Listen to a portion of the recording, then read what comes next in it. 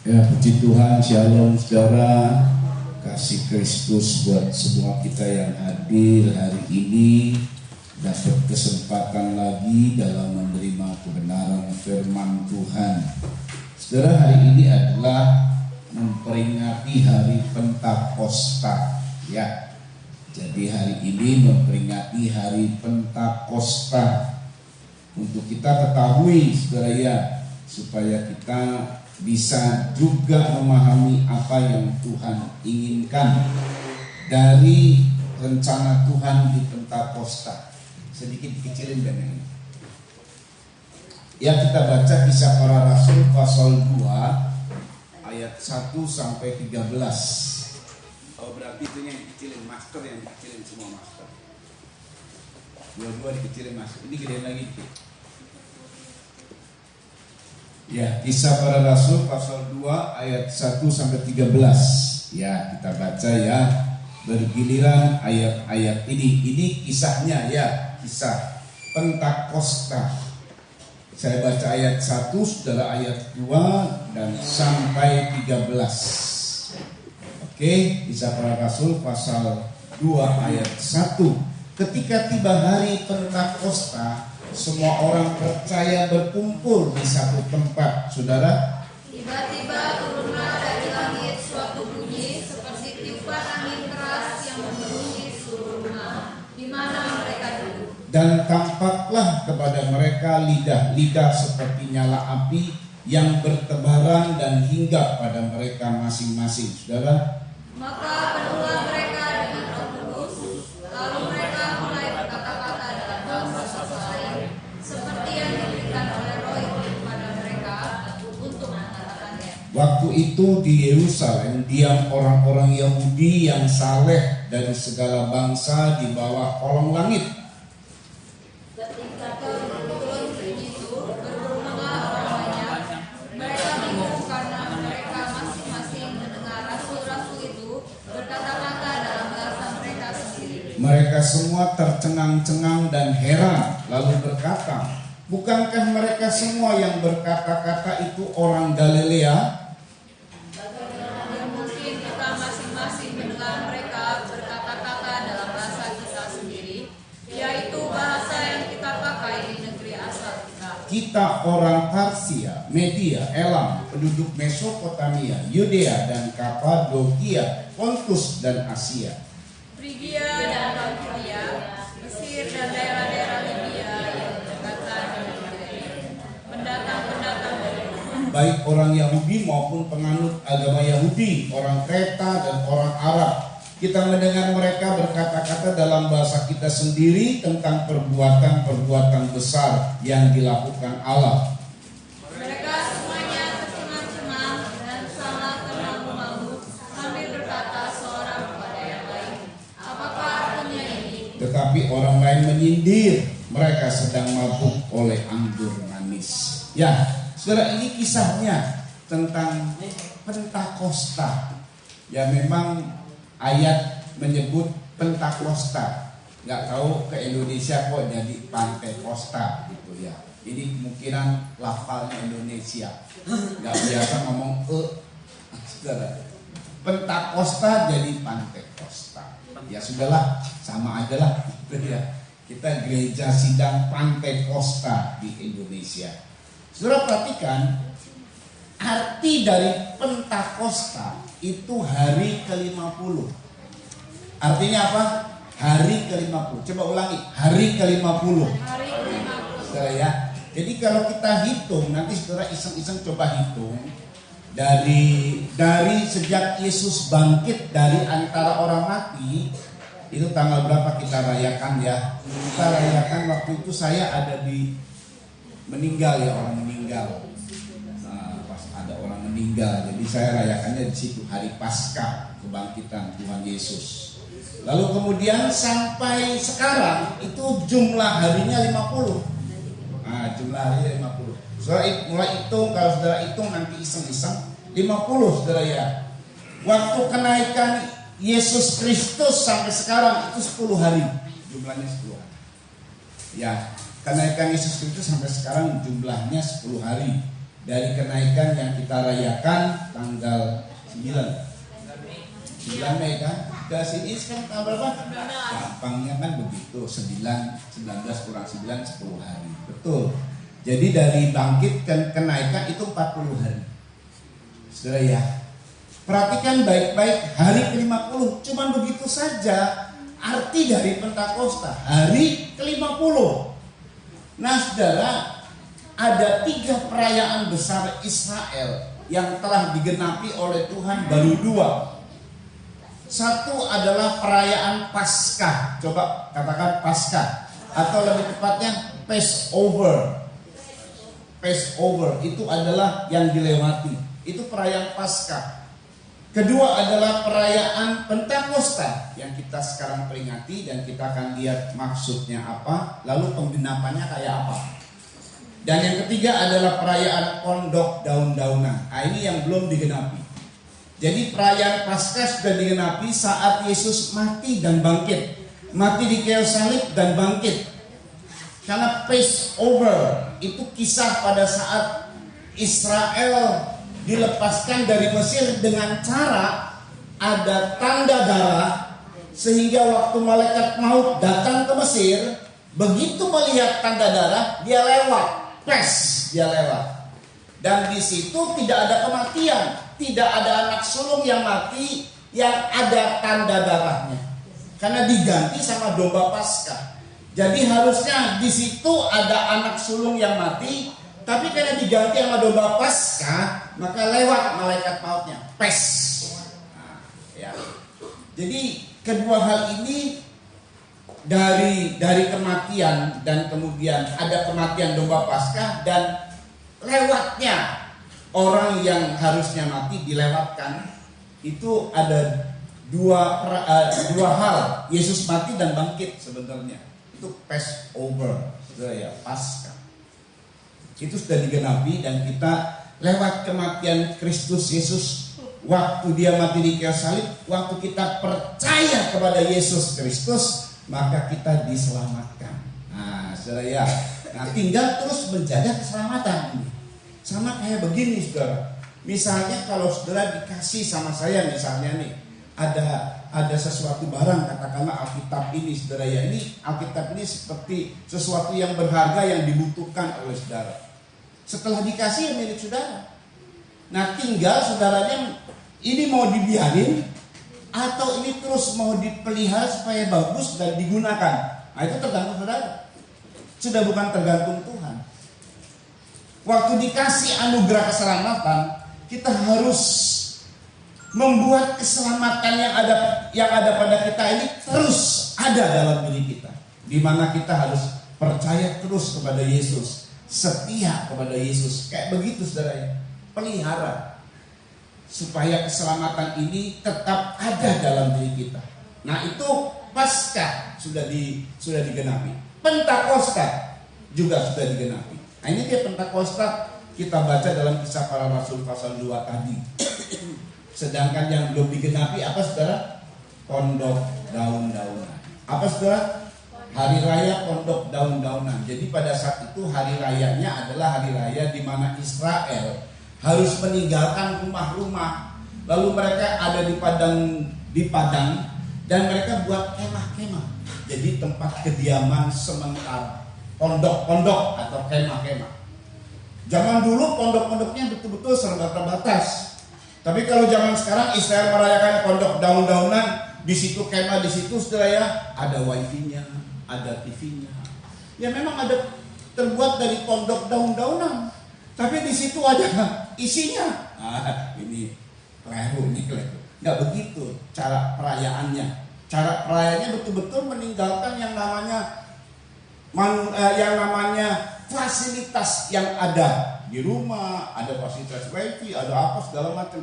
Itu betul-betul hanya cuma makan saja dan tinggal di pondok-pondok. Nah kayak begitu saudara. Itu pada saat digenapinya saat Tuhan datang kali yang kedua. Jadi kalau mendekati Tuhan datang kali yang kedua, kita terlalu banyak ikatan, nggak diracur, nggak diangkat. Jadi harus ditinggalkan ikatan nanti suka shopping misalnya. Wah itu kalau suka shopping di saat kita lagi shopping, Tuhan datang kayaknya nggak diangkat, saudara. Karena suka shopping, suka apa lagi? Suka waduh dengan segala macam harta dan lain sebagainya, suka ada di tempat-tempat macam-macam, saudara ya, itu nggak diangkat.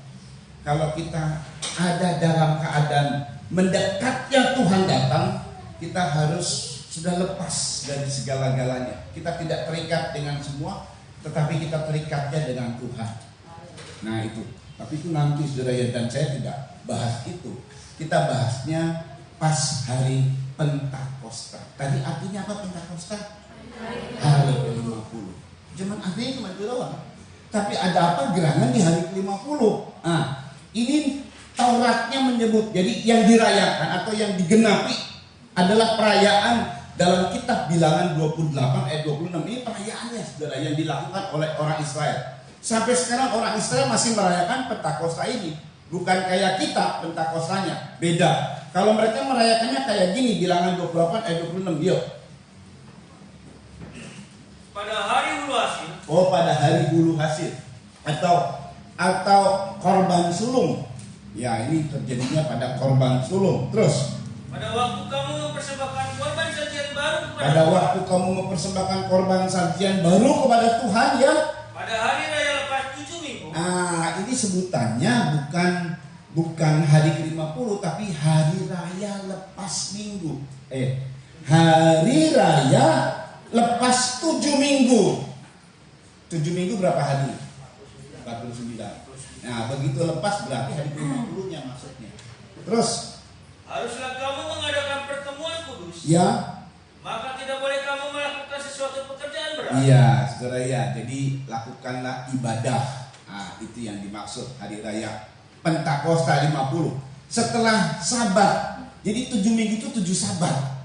7 kali 7 49. Nah, misalnya ini kemarin Sabtu hari 49-nya gitu. Nah, hari Minggunya hari Pentakosta, hari ke-50-nya. Dilakukanlah ibadah, saudara ya. Dilakukanlah pertemuan kudus dan perayaan, karena ini hari perayaan, ini hari panen. Hari hulu hasil dapat korban sulung. Hari perayaan besar-besaran karena panen. Nah, ya, kalau di Manado mungkin ada sebutannya Thanksgiving ya, atau hari pengucapan. Di mana di Amerika juga ada Thanksgiving. Kalau di Sumatera ada nggak di Batak hari-hari nggak yang ucapan syukur panen gitu? Sebutannya apa?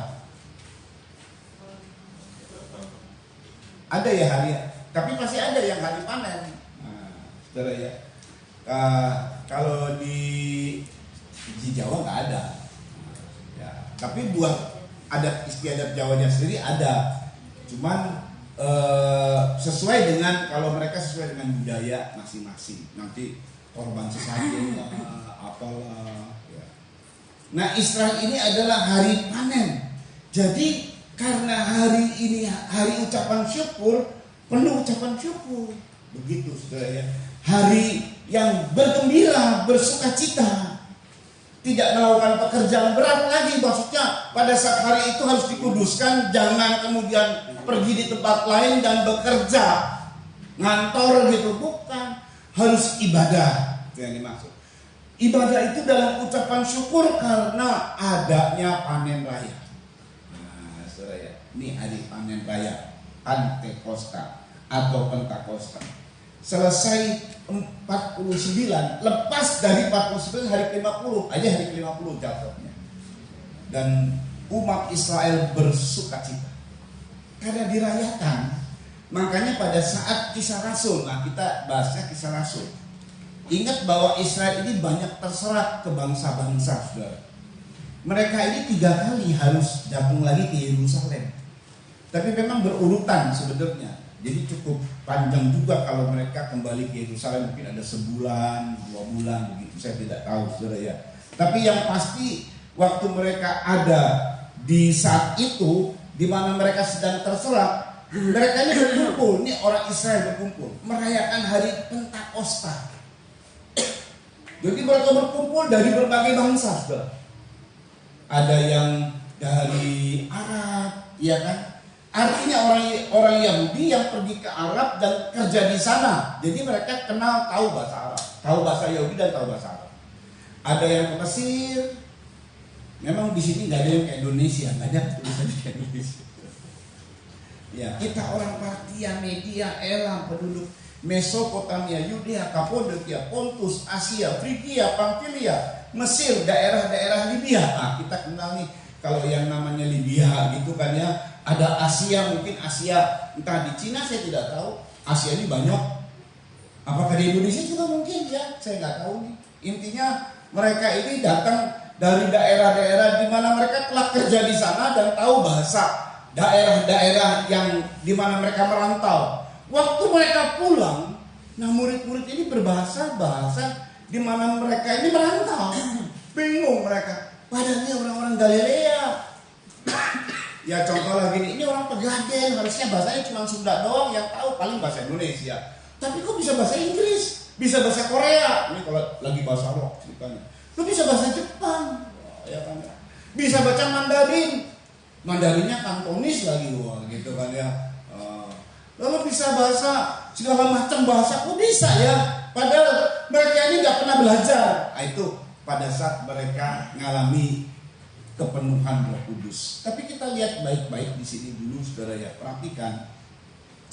Jadi kalau hari Pentakosta dalam Perjanjian Lama itu cuma sekedar merayakan Pentakosta. Oh happy, mereka ada ucapan syukur, mungkin ada persembahan-persembahan, saudara ya, mereka bersuka cita.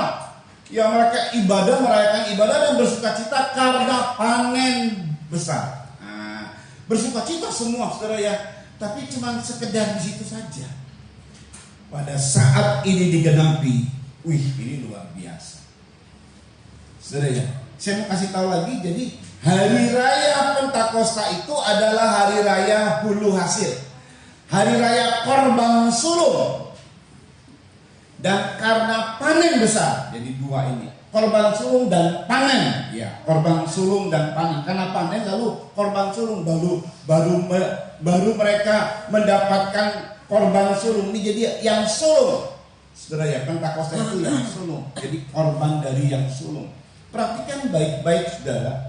Tetapi di dalam penggenapannya, ini bukan soal ucapan syukur karena panen besar. Ini bukan ucapan syukur karena persoalan pekerjaan berhasil. Ini bukan ucapan syukur karena dapat proyek gede dan berhasil. Ini bukan ucapan syukur karena omsetnya naik. Ini bukan ucapan syukur karena macam-macam disembuhkan dan lain sebagainya. Ini adalah persembahan sulung dari murid dan dunia. Jadi ini dari murid dan dunia. Ini jadi adalah suasana di mana ada korban sulung. Siapa yang dapatkan? Jadi korban sulung ini nampak jelas. Yang pertama adalah korban sulungnya dari murid-murid. Murid-murid itu saudara ya, kalau dilihat pertama 3. Ada yang tahu 3 orang ini ring satunya Tuhan. Ada yang tahu? Petrus, Yohanes, Yakobus, itu ring satu Tuhan. Dia selalu mengajak 3 orang ini. Setelah dari 3, yang sedikit ring 2, 12. Dari 12 ada yang tahu 70. Dari 70 ada yang tahu 500. 120 dulu, tapi sebenarnya dari 500 gitu. Pada saat Yesus naik ke surga itu disaksikan oleh 500 orang murid. Disuruh nunggu di Yerusalem tinggal 120. Berapa persen tuh? Nggak tahan pulang ke rumah. Cuma 120 orang. Nah itulah saat diperlukan dengan Roh Kudus. Saudara. Jadi saudara, di antara murid-murid yang katakanlah paling banyak 500, maka Petrus adalah korban sulung. Nampak jelas Petrus ngalami Pentakosta, ngalami dicurahkannya Roh Kudus dan ngalami perubahan. Dari Petrus berkhotbah Jadi seluruh dunia, kalau saat itu seluruh dunia ada mungkin jutaan, 3.000 orang bertobat. Ini korban sulung dari dunia. Kita baca untuk korban sulung dari dunia di Kisah Para Rasul 2 ayat 37 sampai 41. Yuk kita lihat. Ini bahas korban sulung dulu, saudara ya. Ketika mereka mendengar hal itu, Ya. hati mereka sangat terang. Tadi dalam pembacaan kita, saudara, di mana pada saat adanya pencurahan Roh Kudus. Jadi Pentakosta untuk sekarang ini adalah pencurahan Roh Kudus, sehingga terjadinya korban-korban sulung. Petrus dan 3.000 orang, yang kita baca 3.000 orang. Perhatikan baik-baik, saudara. Tetapi pada saat pencurahan Roh Kudus ada ada dua golongan. Yang satu berkata begini, apa arti semuanya? Itu orang-orang yang mau lebih lagi mengenal Tuhan. Makanya inilah orang-orang yang mau mengenal Tuhan ini berkata seperti ini. Apa yang harus kami perbuat? Yuk.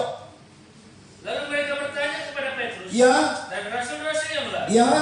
apakah yang harus kami perbuat, saudara-saudara? Nah, ini golongan yang nanya tadi, apa arti semuanya? Sedangkan golongan yang lain menyindir. Kata mereka berkata kepada murid-murid ini mabuk anggur. Itu golongan orang-orang yang tidak mau bertobat. Memang selalu ada begitu, saudara ya. Di tengah-tengah pekerjaan Tuhan besar, di tengah-tengah hal yang dahsyat, ada yang bertobat, merespon, ada yang tidak mau bertobat. Ya, begitulah. Terus Jawab Petrus kepada mereka, ya, bertobatlah terus.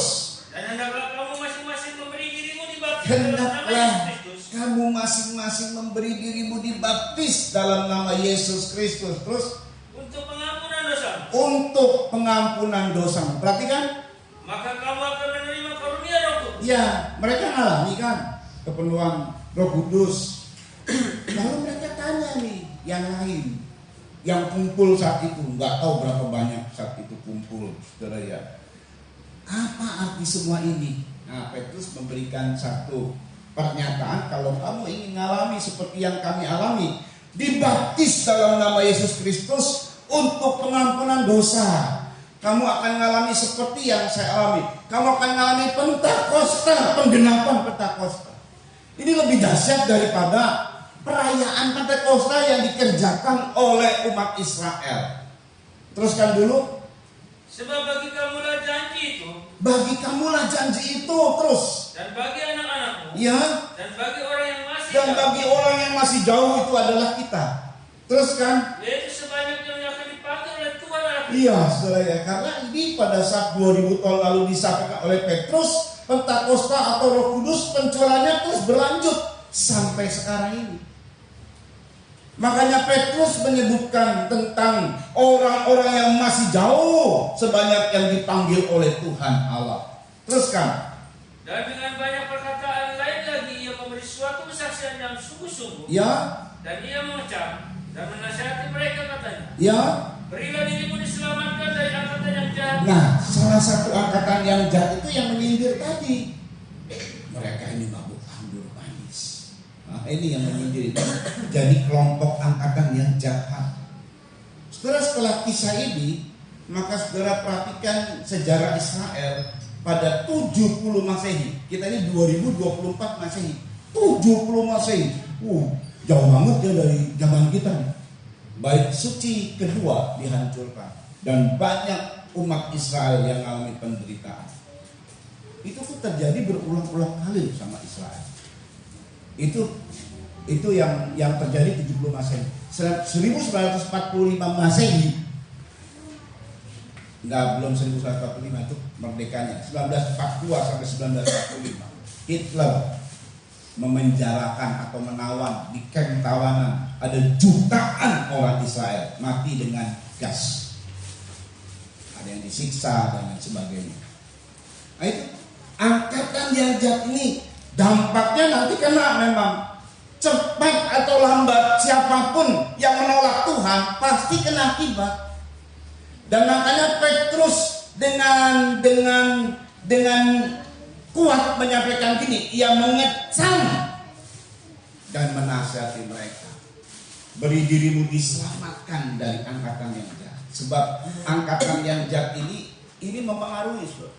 Makanya perlu diselamatkan, perlu lepas dari angkatan yang jahat itu.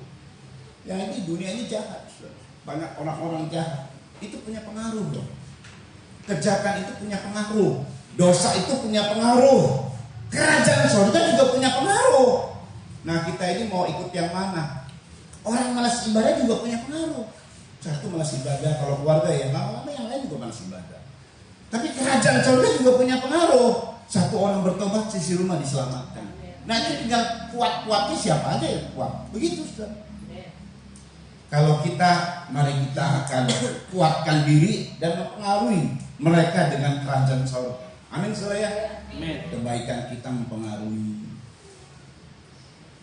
Kebaikan kita berdampak di pekerjaan, di tempat di mana kita ada, di tetangga, di rumah. Saudara. Oh, ini luar biasa.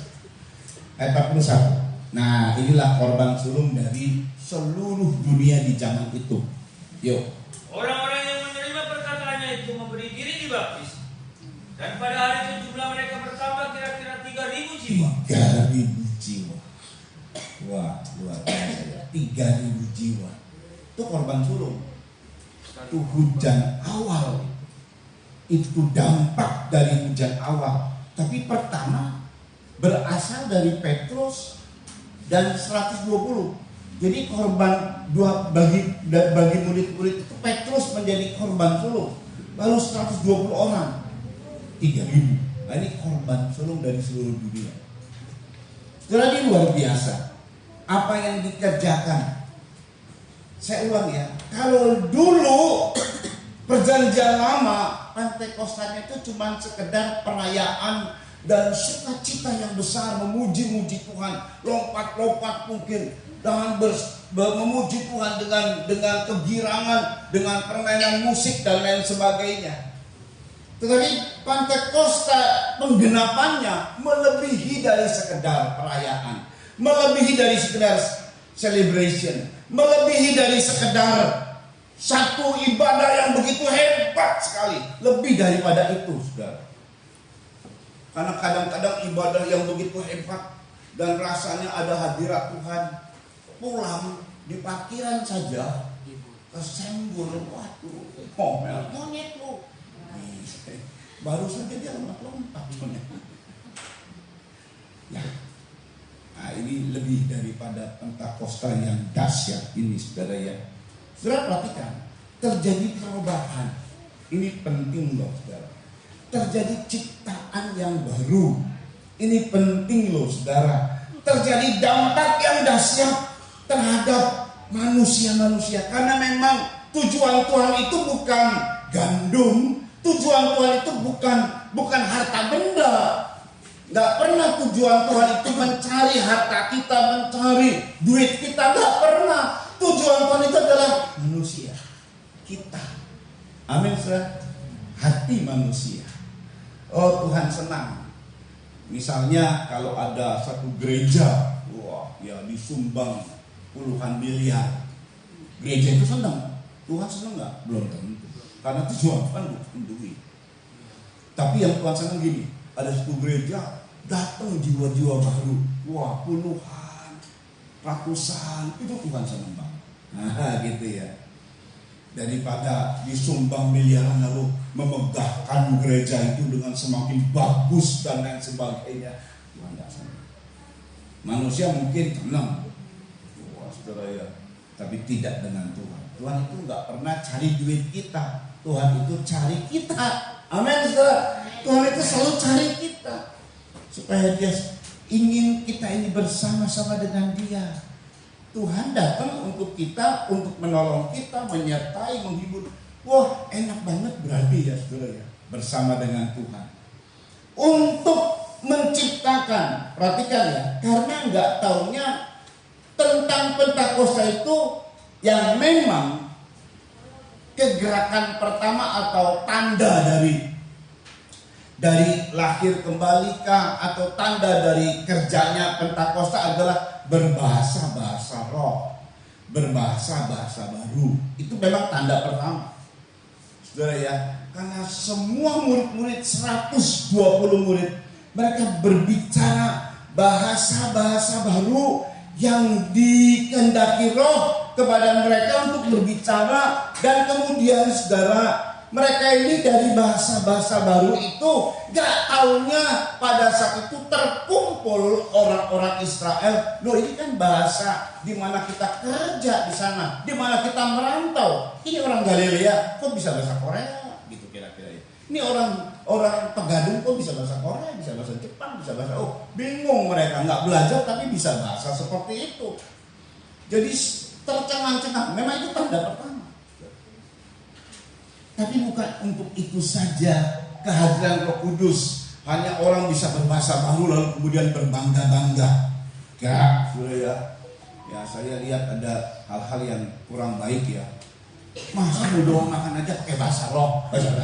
Loh, doang makan lebih biasa aja doang makan. Bahasa begitu, gitu kan ya. Masa mau doa orang takut pakai bahasa roh? Geger loh, itu di rumah sakit sudah ya. Gak usah. Bahasa rohnya gak usah diperkuat. Kalau bahasa roh pribadi aja. Nah, kemudian bahasa Indonesia karena di hadapan banyak orang. Makanya saya bisa melayani beberapa gereja, entah Katolik, entah HKBP gitu kayak Protestan. Dan waktu mereka didoakan berbahasa roh, saudara. Anugerah Tuhan. Jadi ya kita ngalami pelayanan di Katolik kantor. Waduh, pegawainya disuruh didoain. Bahasa banyak lagi lah hal-hal yang terjadi. Ada keluarga yang juga dari Metodis berbahasa roh. Wah, luar biasa kan. Banyak lah, saudara ya. Sampai yang lucunya saya diundang di gereja evangelis. Itu gereja GKE, Gereja Kristen Evangelis. Bagi Kalimantan itu adalah gereja Kristen Evangelis. Bagi orang Geming, orang Manado itu Geming. Nah, bagi orang Batak itu HKBP. Karena dia injilis, bro. Disuruh, ya itu. Disuruh untuk bahas mengenai kutub. Waduh, ya kan. Nah, beberapa orang pun Roh Kudus. Padahal mereka nggak terlalu mengerti. Memang sih nggak perlu dimengerti, rasain aja. Iya, saudara ya.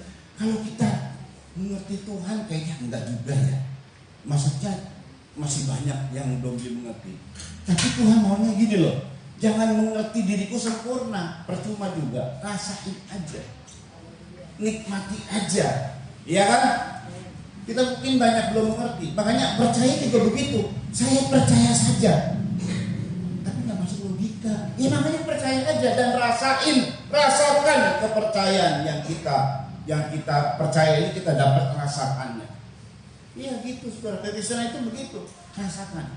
Karena Roh Kudus ini digambarkan seperti angin. Angin itu, saudara, kita tahu ya yang namanya angin, nggak nampak, tetapi bisa dirasa. Itu yang dimaksud sama Tuhan. Coba rasakan aja. Yohanes pasal 3. Ini Tuhan bilang ya, ayat 5. Yuk. Jawab Yesus. Ya. Aku berkata kepadamu. Sesungguhnya jika seorang tidak dilahirkan dari air dan roh. Tidak dilahirkan dari air itu baptisan air dan roh, baptisan roh. Terus. Ia tidak dapat masuk ke dalam kerajaan Allah. Iya, ini maksud Tuhan.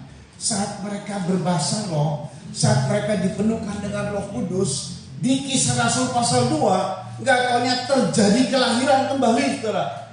Terjadi bayi-bayi rohani ilahi, bayi-bayi Allah, saudara ya. Terjadi kelahiran kembali secara sah sebagai anak, bukan anak adopsi, tetapi sah yang udah pasti hak waris sorga. Jadi kalau orang sudah dipenuhkan dengan Roh Kudus, itu udah pasti hak waris sorga. Selama Roh Kudus itu masih terus ada dalam dirinya.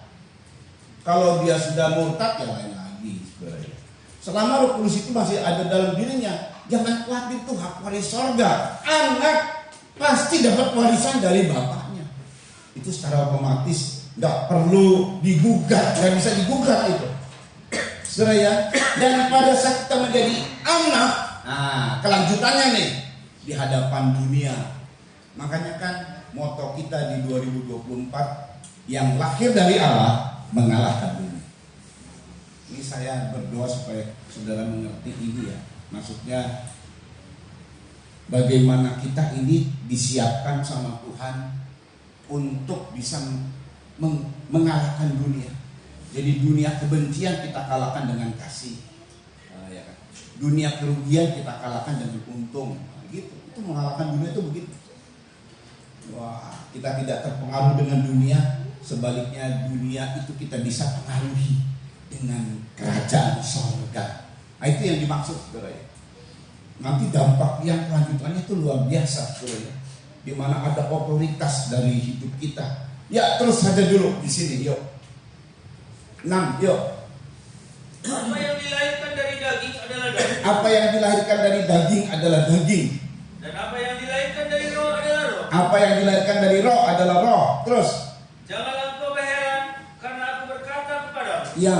Kamu harus dilahirkan kembali. Nah, ini perhatikan ayat 8. Angin bertiup kemana ia mau. Angin bertiup kemana ia mau. Terus. Dan engkau mendengar bunyinya. Engkau mendengar bunyinya, iya. Terus. Tetapi engkau tidak tahu dari mana ia datang atau kemana ia pergi. Tetapi engkau tidak tahu dari mana ia datang dan kemana ia pergi. Melihat pun kita tidak tahu soal angin. Terus kan? Demikianlah hanya dengan tiap-tiap orang yang lahir dari roh. Demikianlah orang yang lahir dari roh. Itu gambarannya kayak angin yang kita bisa rasa.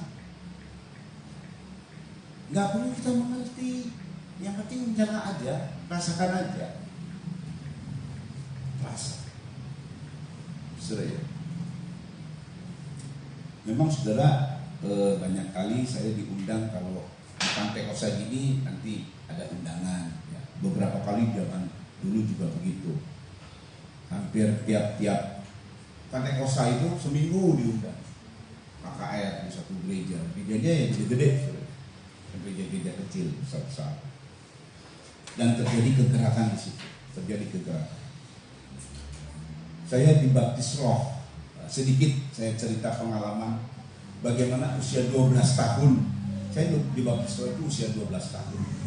Saat saya bersama dengan remaja yang lain, saya ini paling kecil. Saya ingat banget itu hari Rabu, kebaktian remaja di gereja Sidang Pantai Kosa di Indonesia.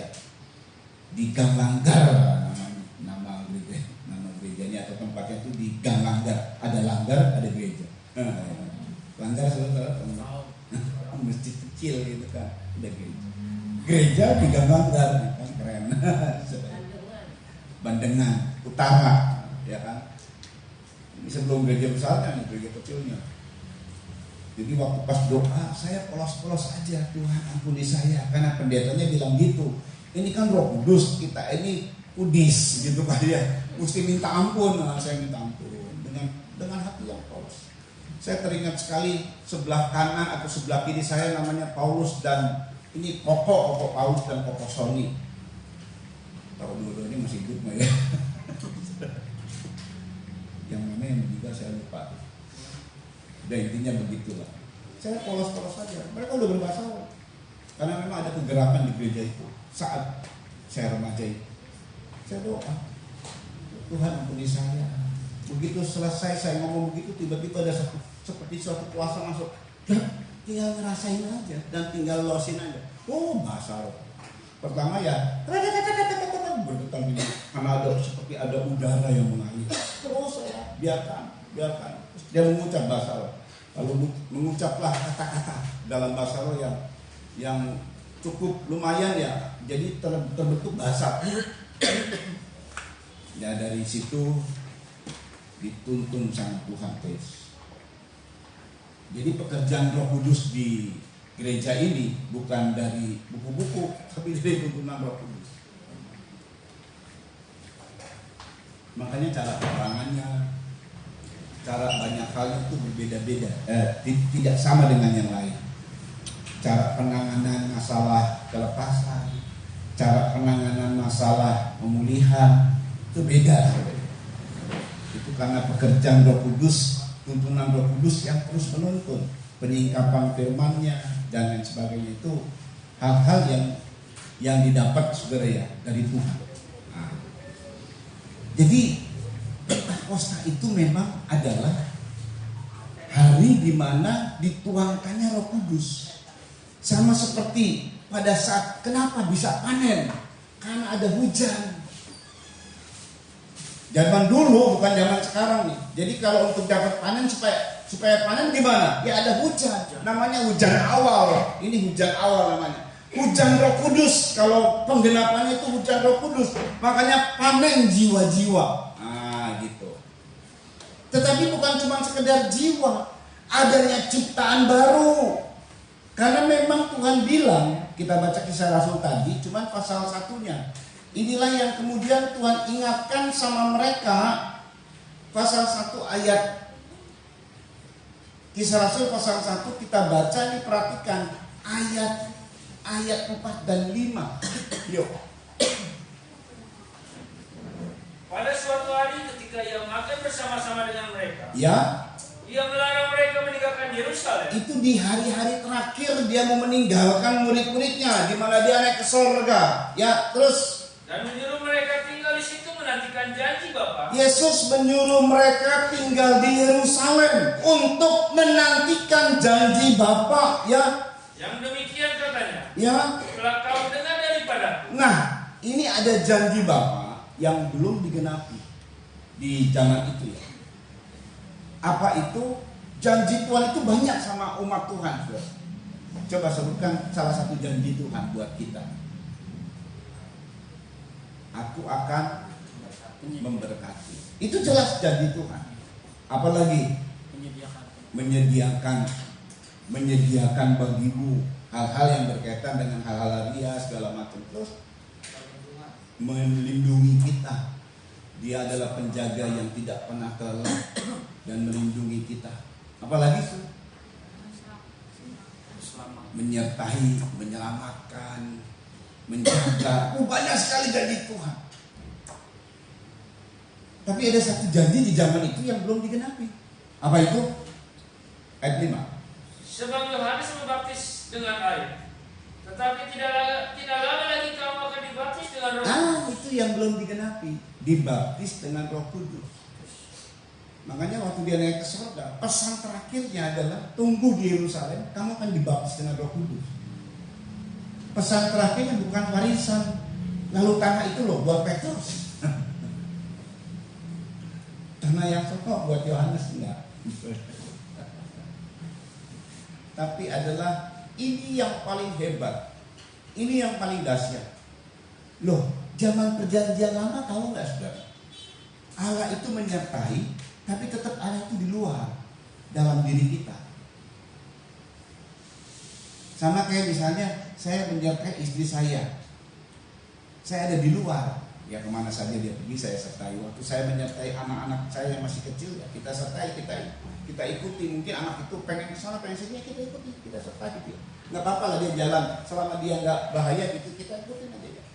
Kemarin kan Andrew juga gitu ya, diikutin aja. Disertai gitu. Cuman tetap kita di luar dia. Sebagai orang tua wajib menyertainya kemana saja. Sebab kalau dipegang si Andrew ya kamu dia. Biarin aja. Asal kita ngeliatin disertai. Yang nggak orang tuanya, yang nggak kakaknya ya semuanya lah. Andrew ya. Seru. Tapi sekarang ini Allah itu tinggal dalam diri kita. Penyertaannya itu bukan di luar, tapi di dalam. Ini lebih dahsyat. Aku ada dalam dirimu. Yaitu saat Roh Kudus kita terima, Dia penuh memenuhi kita. Itu terus menyertai. Nah, itu jauh berbeda dengan Allah menyertai di luar, dengan Allah menyertai di dalam. Ini loh yang dimaksud oleh Tuhan. Dan supaya terjadi dan waktu mereka suruh nunggu 1 hari, mereka duduk, mungkin nyembah Tuhan, oh Yesus, pakai bahasa Ibrani gitu kan ya. Nggak ada apa-apa tuh. Dari 500 orang tinggal 120. Dari 500. Sebab yang lain capek karena nggak dikasih tahu kapan itu janji Bapa dikenapi. Turun atasmu, ngalami baptisan roh. Nggak dikasih tahu, nanti 2 hari kemudian ya, 3 hari kemudian ya, 20 hari kemudian ya. Enggak, pendeknya nantikan janji Bapa. Mereka menunggu, yang nggak setia akhirnya pulang ke rumah. Tinggal 120 dan tepatlah pada Pentakosta. Nah Tuhan juga nggak bilang gini, nanti pada penggenapan Pentakosta. Kalau begitu nanti mereka hitung. Enggak, saudara. Karena mereka lagi merayakan perayaan itu memang. Tahu orang, mereka ini murid-murid orang Yahudi tahu. Yang mereka tunggu sehari, 2 hari, 3 hari, 4 hari, 5 hari pada mundur semua tinggal 120 menit. Pas hari Pentakosta. Sebelum jam 9 pagi. Nah, sebelum jam 9 pagi karena disebutnya nanti sama murid-murid. Ini belum jam 9 pagi masa kita mabok. Nah, kalau orang mabok itu biasanya nanti udah jam 6 sore malam kita mabok tuh. Biasa mungkin adat Yahudi kayak begitu mungkin ya mabok itu pasti ke situ. Nah, pada saat itulah terjadi Pentakosta. Mereka dibaptis dengan Roh Kudus. Tuhan genapkan janjinya. Dan tidak sekedar itu, kamu akan harus dilahirkan dari air dan roh. Berarti pada saat mereka berbahasa roh, saudara ya, itu mereka menjadi ciptaan yang baru. Yang lama sudah berlalu, yang baru tiba, yang baru sudah datang. Dan mereka menjadi anak-anak Allah yang sah. Dan untuk mereka dapat itu nggak sembarangan, nggak taunya sebenarnya. Kita baca. Jadi perhatikan baik-baik ya. Kisah Rasul pasal 2 ayat 33. Ini perhatikan. Jadi ini kita akan dapat harapan besar dari Tuhan. Dan saya berdoa semua kita, biarpun nggak begitu banyak kita ngalami ya pengalaman ini yang dahsyat. Kisah Para Rasul 2 ayat 33, yuk dibaca. Dan sesudah ia ditinggikan oleh tangan kanan Allah, Ya. dan menerima Roh Kudus yang dijanjikan, Dan menerima Roh Kudus yang dijanjikan itu, maka dicurahkannya apa yang maka kamu lihat. dicurahkannya apa yang kamu lihat. Terus, Dan dengar di sini, iya. Jadi untuk mencurahkan Roh Kudus nggak begitu saja, dia harus ditinggikan. Makanya dia sebelum ditinggikan, dia harus bangkit. Sebelum bangkit, dia harus mati di atas kayu. Jadi dia harus dikorbankan dulu. Sebelum dikorbankan, dia harus menjaga dirinya selama 33,5 tahun. Tetap kudus, suci, tanpa cacat, tanpa celah, hanya untuk layak dikorbankan. Kan saya sudah pernah bilang ya, kalau kita ini, ayo kita hidup kudus. Tujuannya apa? Supaya diberkati, gitu kan? Supaya diselamatkan. Ayo kita setia. Tujuannya apa? Ya supaya diberkati, supaya selalu ditolong oleh Tuhan. Ayo jaga kekudusan, supaya kita ini nanti dapat berkat. Itu kan banyak kan. Tapi kalau Tuhan, saya jaga kekudusan, bukan untuk diberkati, layak dikorbankan. Ujungnya dikorbankan, nggak enak banget ya. Ujungnya dikorbankan. Tapi itulah Tuhan kita yang mencintai kita. 33,5 tahun dia jaga. Itu bukan cuma sekedar perbuatannya loh yang kelihatannya benar, tapi dari pikiran dan hati. Dia nggak boleh muncul sedikit pun kejahatan. Bayangin, di tengah-tengah dia dijahati. Dia nggak boleh muncul sedikit pun sakit hati. Dia nggak boleh muncul sedikit pun akar pakit. Dia nggak boleh muncul sedikit pun kebencian. Ngadepin semua itu loh. Yang selalu ngincar kesalahannya. Itu kalau saudara lihat ahli Taurat sama orang Farisi, itu setia, lebih setia dari saudara itu. Dia setia ikut Yesus. Cuma satu tujuannya. Kalau dia ada salah, wah dia omongin. Menurut kamu, wah selalu dicari kesalahannya saudara. Kita mah kalah setianya sama dia ya. Kalau dia setia banget, di mana ada Yesus di situ ada dia. Selain murid-muridnya ada orang-orang Farisi. Sudah perhatikan baik-baik. Jadi untuk itu semua, waktu dia mau mencurahkan Roh Kudusnya, mau membuat kita menjadi anak-anaknya, ini luar biasa ya. Saudara, kira-kira bangga nggak kalau misalnya, ya kita misalnya nih diadopsi lah gitu ya, nggak mungkin lahir gitu ya. Tiba-tiba Pak Jokowi datang sama saudara, saya angkat kamu jadi anak ya, saya masukin surat adopsi. Bangga banget gitu. Biarpun sudah mau pensiun tetap masih bangga. Iya, bangga. Saudara, Tuhan ini mau melahirkan saudara jadi anak sah. Jadi kalau yang dimaksud dengan melahirkan itu dari kandungan, itu asal. Nanti sama DNA-nya. Beda dengan adopsi. Adopsi adopsi ini bisa dibantah oleh pengadilan. Kalau anak sah bisa dibantah, nggak ada yang bisa bantah. Nggak ada. Nggak akan ada mengatakan begini, ini bekas anakku. Nggak ada. Nggak ada. Betul ya? Tapi kalau ini bekas istriku, ada. Ya kan ya? Ini bekas suamiku, ada. Tapi ini bekas anakku, nggak ada. Gelot orang ini. Ini bekas ayahku, nggak ada. Saudara ya, biarpun sejak apapun DNA-nya sama kok. Bayangkan, Tuhan itu mau begitu loh. Dilahirkan dari air dan roh, dan Tuhan tidak akan pernah berkata ini bekas anakku. Nah, ini anak.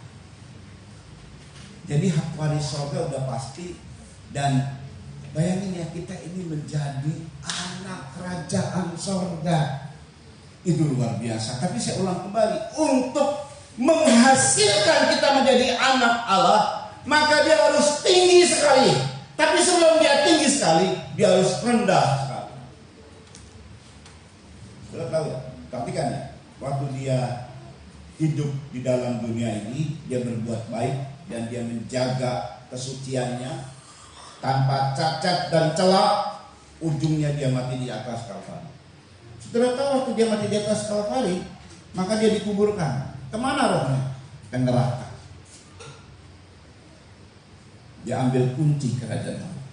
Zaman dulu kerajaan maut itu dipegang oleh iblis.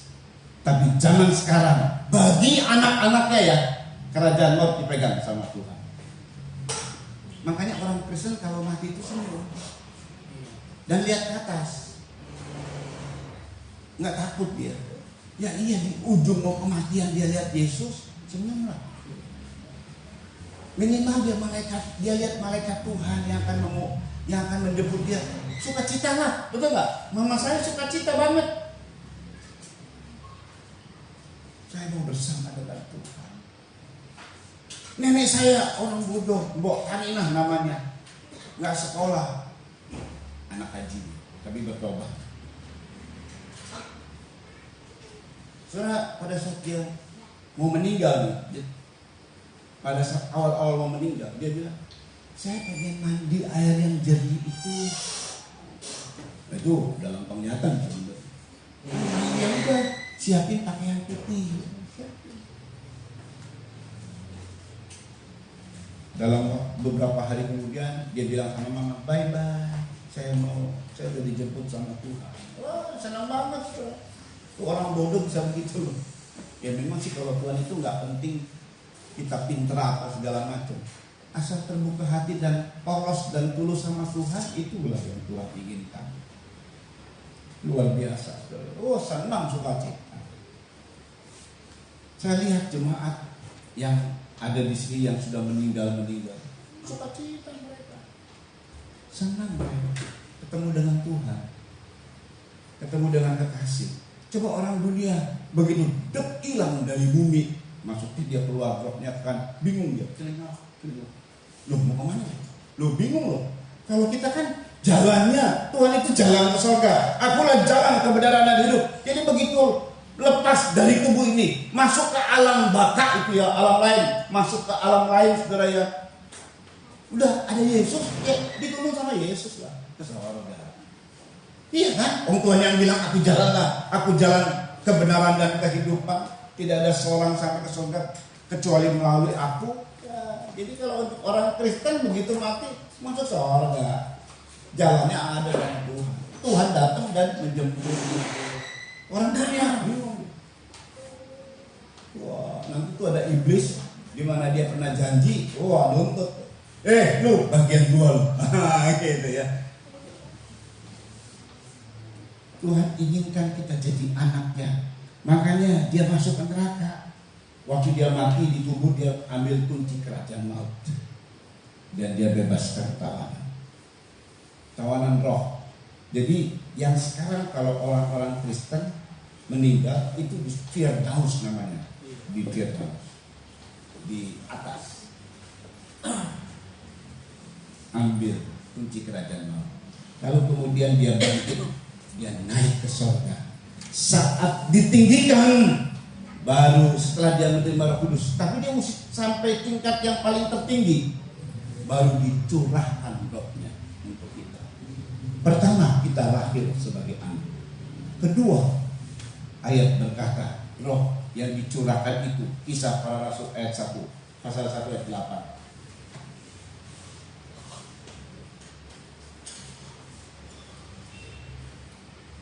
Tetapi kamu akan menerima kuasa. Iya. Kalau Roh Kudus turun ke atas kamu. Tetapi kamu akan menerima kuasa. Dalam bahasa Greka, dunamis. Itu adalah power. Itu adalah pekerjaan perkasa, kekuatan, keajaiban. Terus dulu.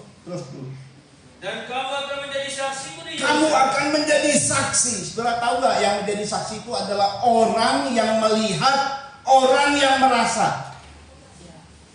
Bukan cuma sekedar kita dengar kesaksian. Orang yang alami itu yang lebih tepatnya. Itu jadi kesaksian. Orang yang alami. Jadi kalau misalnya kita dengar, orang itu disembuhkan, orang itu diberkati. Jangan cuma dengar orang itu, alami sendiri sudah. Aku diberkati, aku disembuhkan. Terus. Dan di seluruh Yudea. Ya. Dan Samaria. Ya. Dan sampai ke ujung. Iya. Jadi jangan cuma dengar orang itu, kita yang alami, dan itu yang Tuhan mau. Kamu akan menerima kuasa kalau Roh Kudus turun ke atas kamu. Dunamis, ada power, pekerjaan perkasa, kekuatan, keajaiban, kekuatan yang melekat. Saudara ya, yang diberikan atau dikeluarkan oleh seseorang atau sesuatu. Itu kekuatan untuk kalau dia dipakai sama Tuhan ya. Kekuatan yang melakukan mujizat, kekuatan moral dan keunggulan jiwa, kekuatan dan pengaruh yang dimiliki oleh kekayaan, kekuatan sumber daya. Dan inilah kekuatan yang didapat dunamis. Itu betul-betul power. Contoh, saudara, listrik ini power. Dia bisa nyalakan ini berapa watt ya ini? Kita ada berapa watt sekarang ya? 3.500. Yang di sini? Yang AC ini 2. Nah, berapa tuh semuanya? 4.000-an. Ini gereja ini listriknya berapa? 4.000 sekian ya? Sekitar 4.300 lah, 4.000 berapa begitulah. Power ini saudara. Ya. Ini power ini lihat. Pengen saudara rasa powernya, pegang. Jangan kalau bisa ya. Itu ada kekuatannya, nyetrum kita. Itu power saudara ya. Nah ini yang maksudnya, yang saya maksud itu dunamis itu begitu. Betul-betul power dia. Powernya ada. Gak main-main loh. Hebat. Tuhan mau begitu loh. Dipenuhi, Tuhan mau dibaptis air itu lahir dari air dan roh, dilahirkan sebagai anak Allah. Dan kuasa Roh Kudus itu adalah memberikan saudara power, kekuatan. Luar biasa ya, dahsyat sekali Tuhan kita ini saudara ya. Dan power ini sebenarnya adalah mengembalikan porsi dari apa yang Tuhan ciptakan. Sebab orang yang dibaptis air dan roh itu atau dilahirkan kembali itu menjadi ciptaan baru. Tuhan sudah ciptakan manusia, Adam dan Hawa. Gagal dia, Adam dan Hawa mempertahankan, memelihara dari kepercayaan yang Tuhan beri. Sebenarnya dipercaya untuk diberikan kepada manusia sebuah kepercayaan yang menguasai 3 teritorial. Kejadian 1 ayat 27 sampai 28. Nah ini dia, menguasai. Kejadian 1 ayat 27 sampai 28. Kita cepat yuk. Maka Allah menciptakan manusia itu menurut gambar. Allah menciptakan manusia itu menurut gambarnya. Kita diciptakan itu menurut gambar Tuhan loh. Jadi jangan menghina ya kalau ada wajahnya si buruk rupa gitu ya. Jangan menghina loh, nggak boleh. Itu ciptaan Tuhan.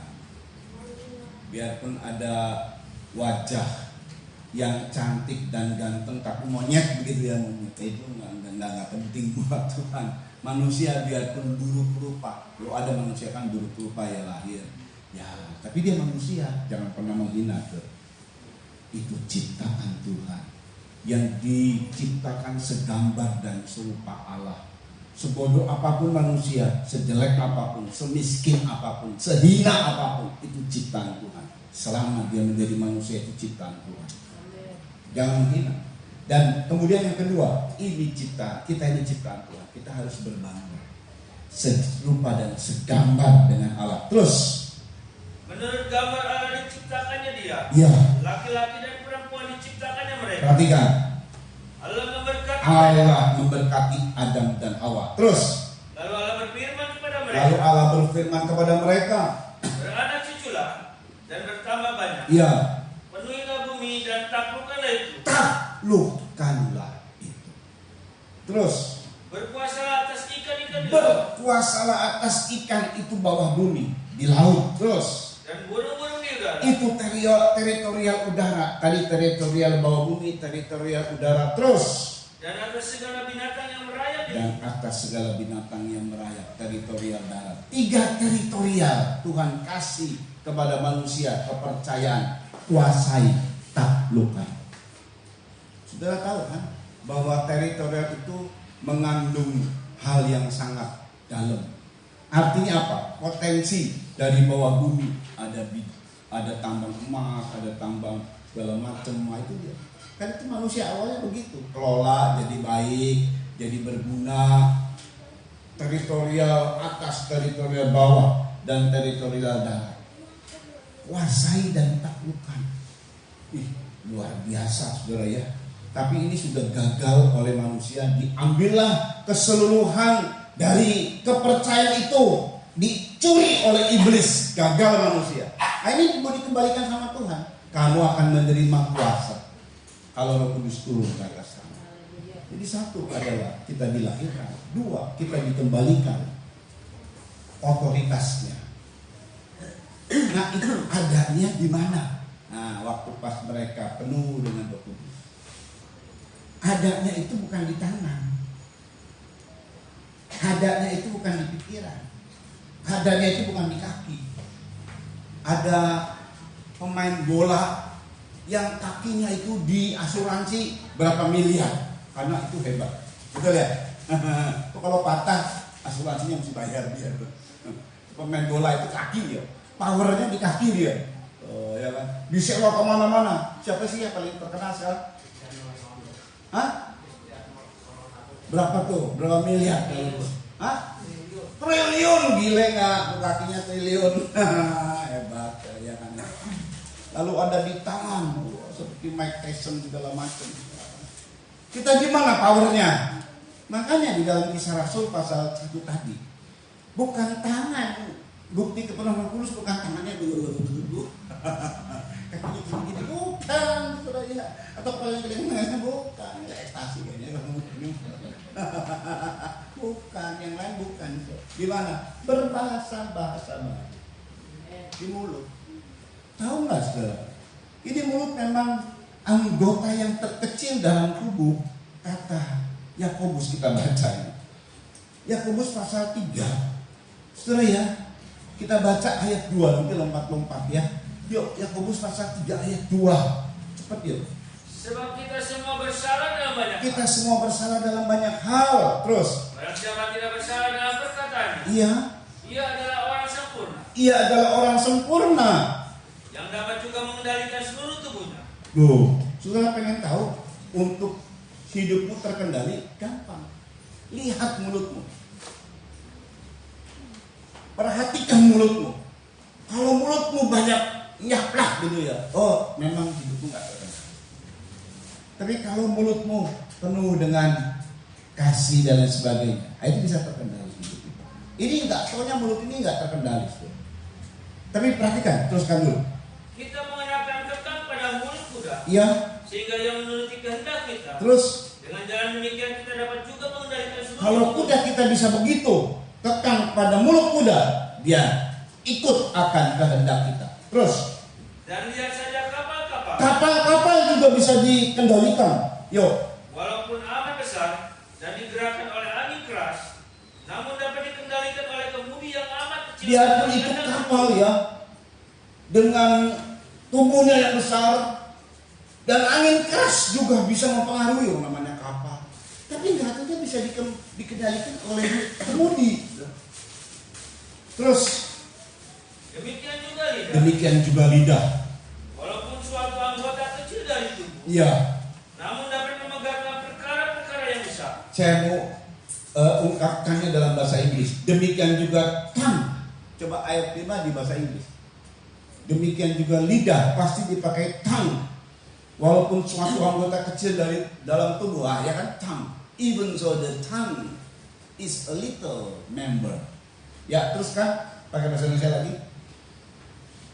Ya, Lihatlah, ya, betapapun kecilnya api, betapapun kecilnya api. ia dapat membakar hutan yang besar. Terus Lidah pun adalah, lidah pun adalah api.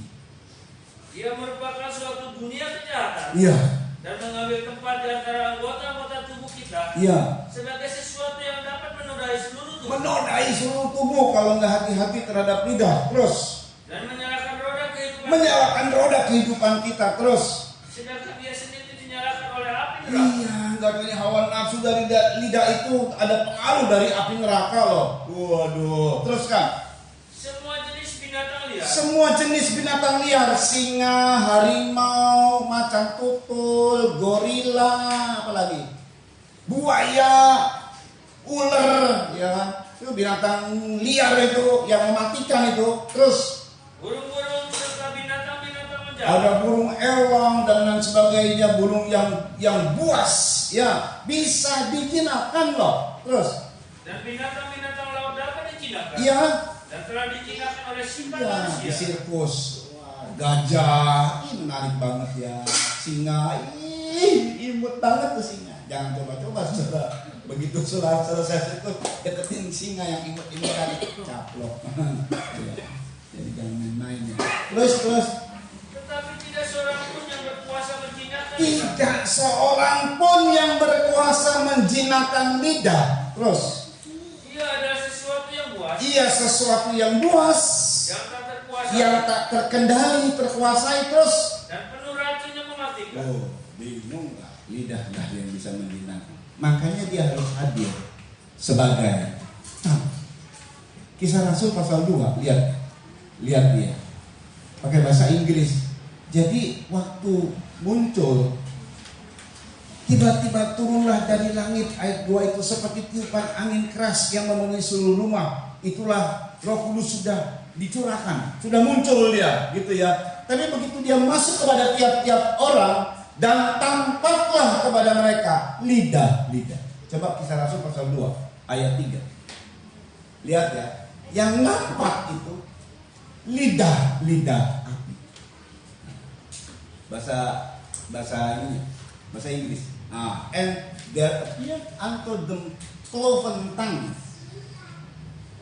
Lalu terlihatnya lidah api, maksudnya kemana? Memang arahnya ke situ, arahnya ke lidah. Dan tampaklah kepada mereka lidah-lidah seperti nyala api yang bertebaran dan hinggap pada mereka masing-masing. Yang kemudian saat masuk di dalam murid-murid, ayat 4, maka penuhlah mereka dengan Roh Kudus, lalu mereka mulai berkata-kata dalam bahasa-bahasa lain. And they were all filled with the Holy Ghost and began to speak with other tongues. Kalau di sini terjemahnya bahasa lain. Jadi tongues, betul-betul ini loh, betul-betul nggak ada Nggak ada apa yang nggak ada tafsiran lain. Tangis yang tangis, kena lidah. Memang sengaja yang diarahkan pada kita adalah lidah. Terus ya maka penulah mereka dengan Roh Kudus lalu mereka memulai berkata-kata dalam bahasa-bahasa lain seperti yang diberikan oleh Roh itu kepada mereka untuk mengatakannya. Tidak ada orang yang berkuasa menjinakkan lidah. Makanya Roh Kudus dia hadir sebagai tangis lidah api. Lalu kemudian begitu masuk ke seseorang menjadi bahasa tangis lidah, bahasa lidah. Karena yang dikuasai lidah. Hanya Roh Kudus yang bisa menjinakkan lidah. Perhatikan ya, satu, kita dilahirkan kembali. Nih, hadirnya Roh Kudus. Dua, waktu dicurahkannya Roh Kudus kepada kita, dia dapatnya tuh dari tempat yang tinggi dulu. Jadi dia udah sampai posisi yang paling tertinggi. Sebelum dia paling tertinggi, dia nggak akan curahkan kepada kita. Nanti jangan-jangan ecek-ecek lagi. Jadi betul-betul tempat tinggi. Roh Kudus ini betul-betul dari tempat yang tinggi. Begitu diserahkan kepada kita, dicurahkan kepada kita, kita dapat penuh Roh Kudus. Dan Tuhan bilang, itu kuasa. Saudara tahu nggak kuasa pada manusia itu adanya di mana? Bukan di tangan, bukan di matamu, bukan di hidung, bukan di tubuhnya semampai ya, semampai tak sampai. Bukan di kecantikan, bukan di kegantengan, bukan. Karena ayat berkata, yuk. Ayat terakhir ya. Amsal 18 ayat 21. Amsal 18 ayat 21. Yuk. Hidup dan mati dikuasai lidah. Bahasa Inggris coba dimuncul. Tongue bukan. Death and life are in the power of the tongue. Itu.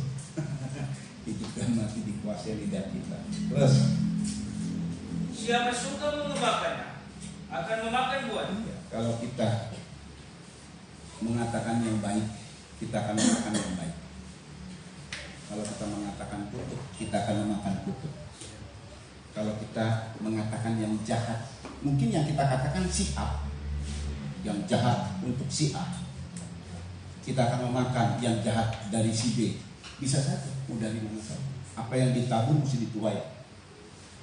Dan ini dia kuasanya. Death and life in the power of the tongue. Ini melebihi daripada power emak-emak, ya kan? Emak-emak punya power. Kata plesetan gitu. Tapi ini katanya tongue ini powernya besar. Makanya dia arahnya kepada lidahnya. Sudah kesaksian. Ini saya waktu lihat di mana karena kemarin saya baru pelayanan di GBS Puntong, saudara ya.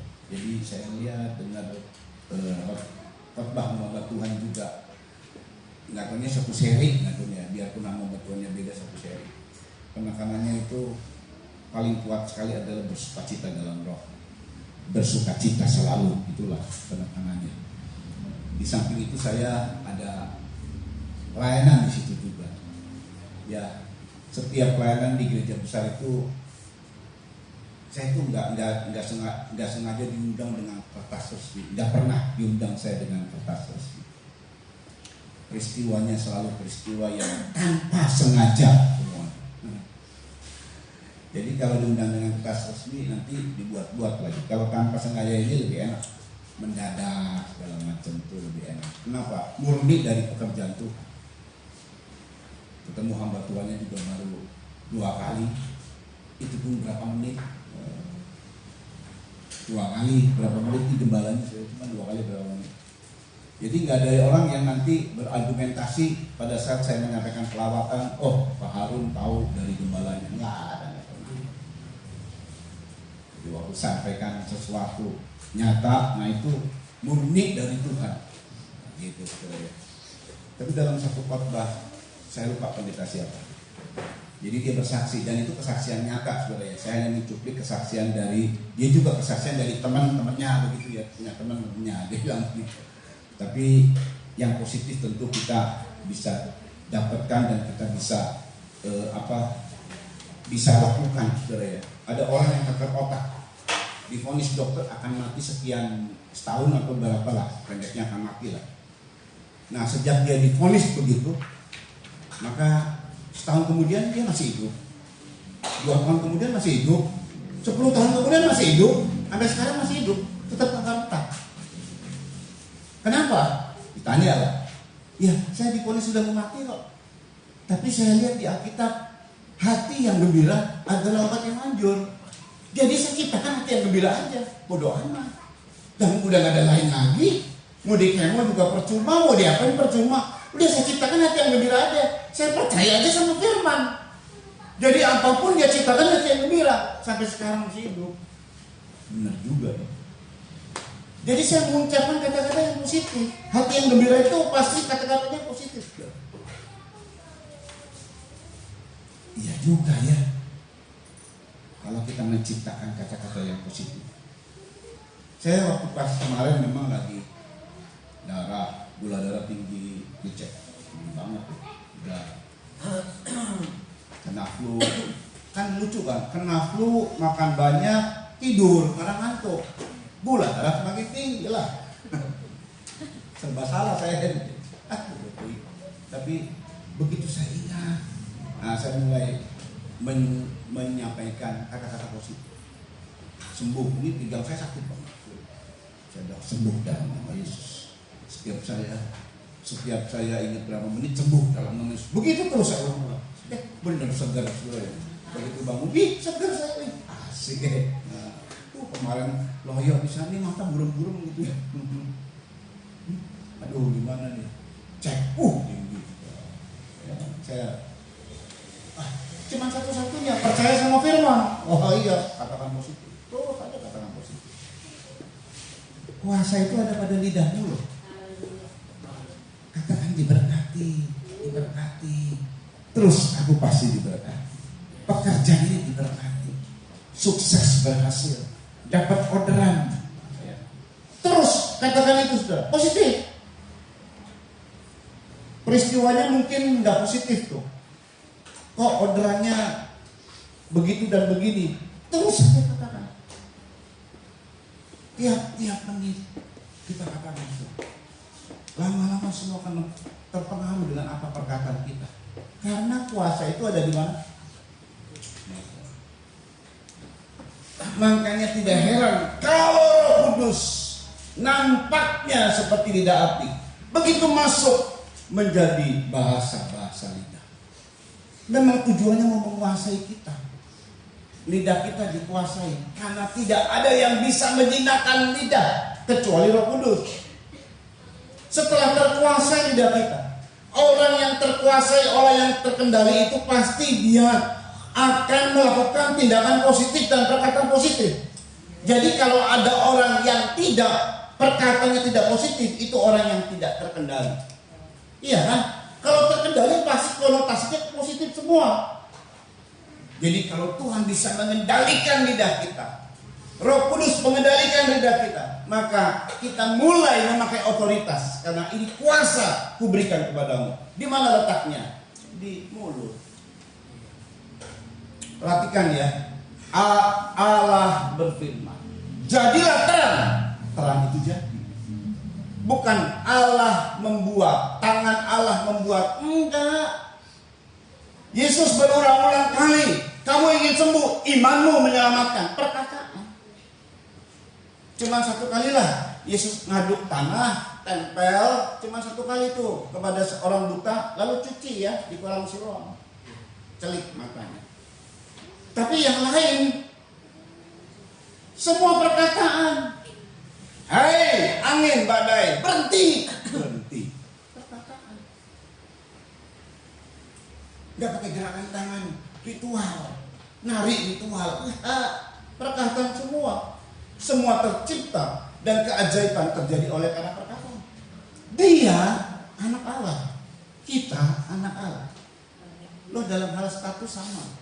Lo serius lo. Apakah Roh Kudus yang ada pada Yesus? Karena Yesus itu berkata begini, aku mengusir setan dengan kuasa Roh Allah. Dan Roh Kuduslah yang membuat dia bangkit. Apakah Roh Kudus yang ada pada Yesus itu derajatnya lebih tinggi daripada Roh Kudus yang ada pada saya dan saudara? Tidak. Sama. Ya Roh Kudus juga. Sama-sama dia juga. Cuman kita tidak selaku dengan perkataan. Kita selalu memakai perasaan dan muncullah dengan perkataan-perkataan yang negatif.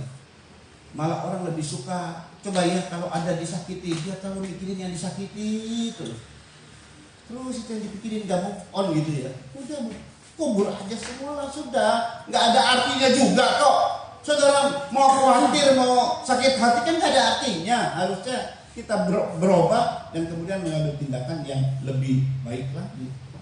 Yuk kita datang sama Tuhan. Mari main musik. Saya mengajak saudara ini yang belum berbahasa roh ya, supaya bisa kita doakan ya. Jadi di gereja-gereja juga banyak. Tuhan tolong. Ayo kita juga Tuhan pasti tolong. Ayo.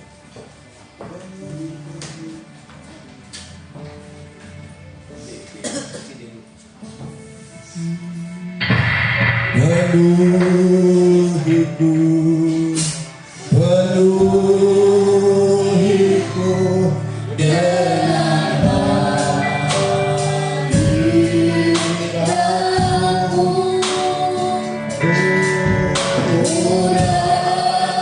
urapiku, urapiku dengan minyakmu. Penuhiku, penuhiku, penuhiku. Amin, amin, amin. Penuhiku dengan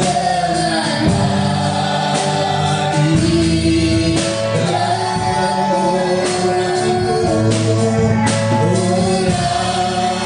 urapiku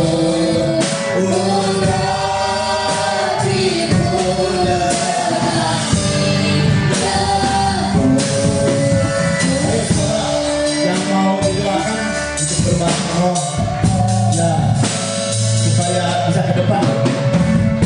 Yang mau terima penuhan Roh Kudus, yang mau terima ini langsung posta sudah. Ini ada posta sedikit waktu saja saya berikan.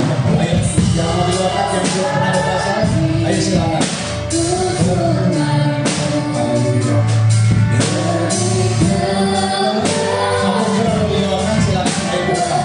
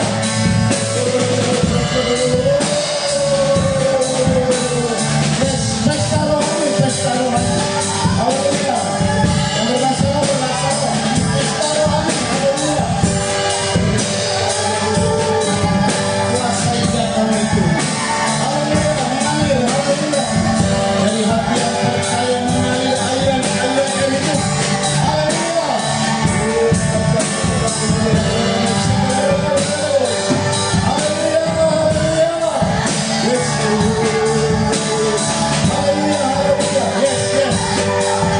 Yes. Beri yang terbaik bagi Tuhan. Muliakan Tuhan dalam hidup. Sebab lidah ini kuasa untuk kita diberkati. Berikan ucapan-ucapan syukur kepada Tuhan. Ayo kita memuji Tuhan dalam diam. Sebab lidahnya berkuasa. Ayo memuji Tuhan. Supaya kuasa itu menyertaimu. Memuji Tuhan.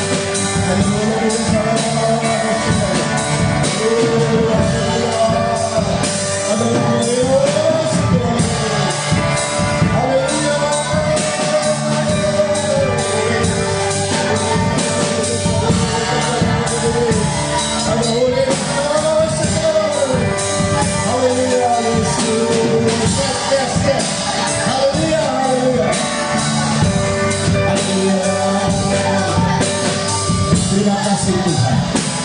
Biarlah kuasa Pentekosta Roh Kudus ada pada kami. Kami dilahirkan dari air dan roh sebagai anak-anak Allah. Kami bertumbuh menjadi dewasa rohani. Itu terjadi atas kami Tuhan. Dan lebih dari itu, Engkau siapkan mulut kami memiliki kuasa. Kuasa memberkati. Kuasa dari Tuhan yang mengerjakan hal-hal yang baik untuk pekerjaan Tuhan. Setiap kami dipakai oleh-Mu berdampak pada sekitar kami, baik rumah tangga, pekerjaan, di mana saja kami berada. Kau berkati keluarga yang memberikan fasilitas-fasilitas, baik keluarga di sini maupun keluarga yang memberikan fasilitas pastori. Tuhan, Kau berkati semua jemaat Tuhan juga diberkati yang hadir. Mereka yang telah menyampaikan persembahan persepuluhan juga diberkati. Mereka yang berkorban, hal-hal yang telah dikorbankan dengan kegiatan-kegiatan yang sudah kami laksanakan kemarin juga, mereka diberkati dengan berlimpah-limpah. Karena tempat ini adalah tempat berkat yang dicurahkan untuk jemaat Tuhan. Pulang mereka dalam sukacita dan berhasil di dalam pekerjaannya. Terima kasih Bapak. Demikian pemerintah kami diberkati, baik pemerintah Kecamatan Pegadaian ini dengan muspikanya, serta Kabupaten Subang dengan muspidanya, dan juga provinsi kami Jawa Barat dengan jajaran gubernurnya, serta juga Tuhan Indonesia tanah air kami yang kami cintai, dengan presiden, dengan semua jajaran yang ada dan semua yang terlibat dalam pemerintahan.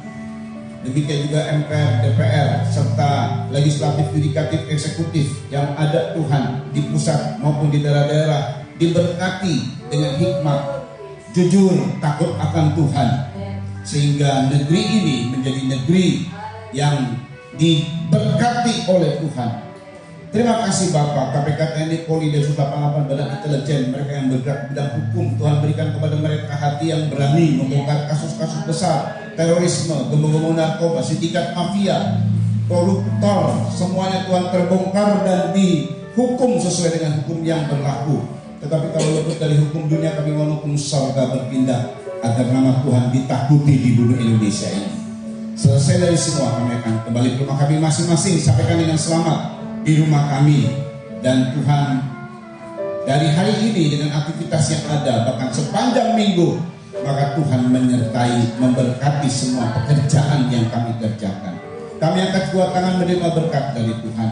Saudara-saudaraku yang dikasih oleh Tuhan, terimalah anugerah cinta kasih sayang dari Bapa yang sungguh sangat mengasihi. Terimalah kuasa pendamaian dari korban Kristus Yesus, dan terimalah pimpinan persekutuan kuat kuasa Roh Kudus. Itu merupakan milikmu disertai dengan berkat-berkat jasmaniah lainnya, karena Engkau adalah anak-anak kerajaan sorga. Terimalah semua berkat ini, yaitu keberhasilan, diberkati dalam pekerjaanmu, studimu, diberkati di dalam segala hal. Ingatlah bahwa mulutmu adalah puasa. Katakanlah hal yang positif dan menyenangkan Tuhan. Maka terjadi seluruh berkat ini atasmu dari sekarang ini, bahkan sampai selama-lamanya. Sampai Tuhan disertakan kali yang kedua, bahkan sampai selama-lamanya. Dalam nama Tuhan Yesus Kristus, mempelai pria sorga, dan imam besar yang kami puja-puji selalu. Kami alaskan doa ini. Haleluya. Haleluya. Haleluya. Bagi